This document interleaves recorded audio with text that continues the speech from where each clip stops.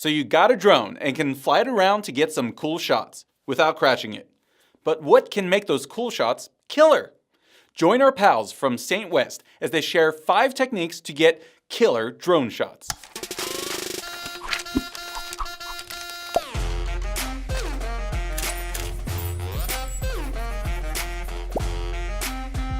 Scott from St. West Filmworks here, and we've got a confession to make. We love drones. The shots you can pull off with these drones are unreal and almost always take a story to another level. Speaking of shots drones are perfect for, here are 5 amazing types of shots and how to execute them in the best possible way. Let's start with shot number 1, the flyby. So, when does it work best? Whether we're flying by a river, some hikers, or a surfer, we like to use this shot for story transitions, quick cuts, or to add a shot of fun to a B-roll sequence. It's a bit of an action shot, so depending on the content of your video, this shot is sort of a Swiss Army knife that works well with any story. In this example, here is a flyby of some hikers heading out to set up camp at Mono Lake. How do you actually achieve the flyby shot? This is a highly coordinated, yet relatively simple shot to pull off. Typically, it will be with a pan or tilt integrated into the flyby, though a locked-off gimbal can work here too. You have a subject either stationary or in motion, and you will fly over or to the side of that subject.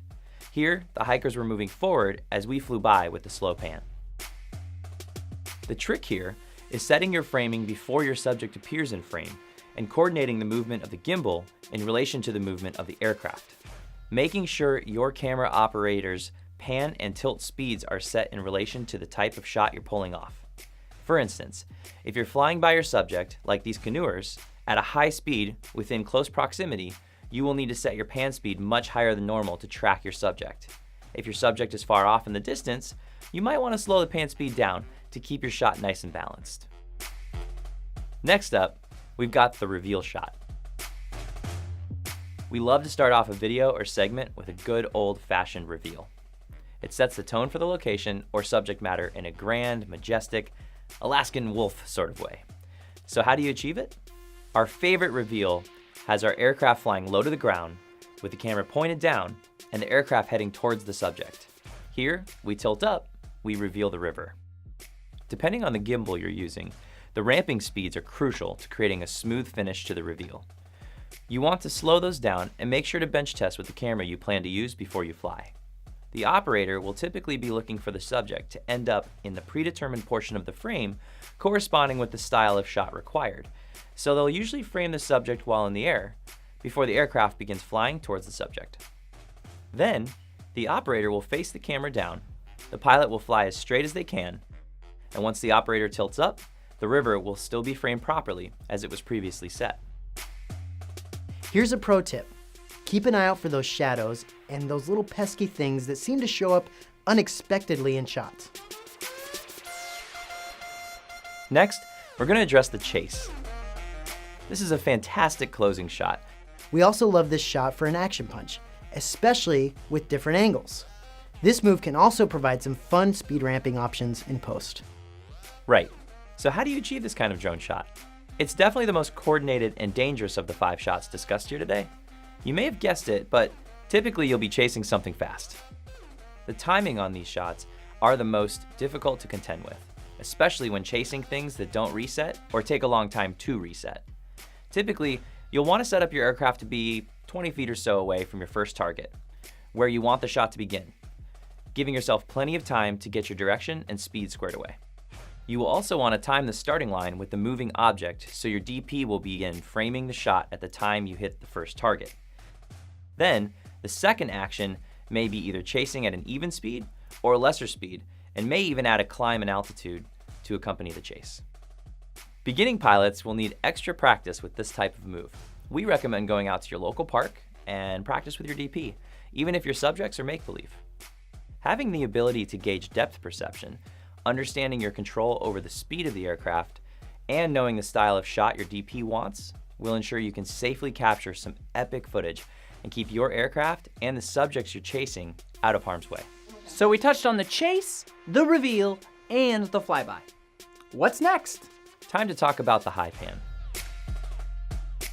We use this shot primarily to showcase landscapes and show proximity from the subject to the surroundings. In a campaign we created for Torrey Pines Golf Course, one of the aerial shots that still sticks out in my mind is a right to left of the coastline pan to the golf course. It showcased the beauty of the location and the proximity to the coast while supporting the campaign's theme, Find Your Moment.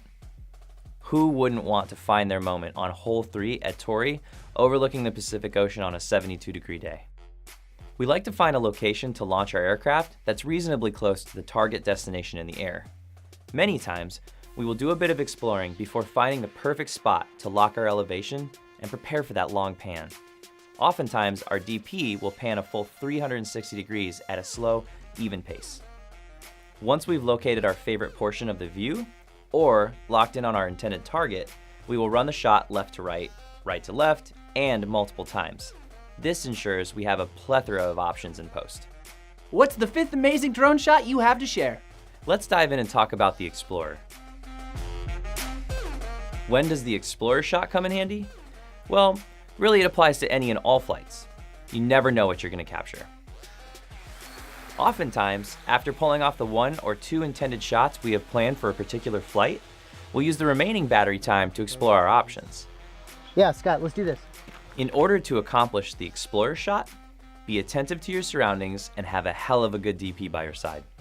You never quite know what you will see once you get up and over the trees and can suddenly see for miles. Just remember to be aware of just how much power your batteries have left.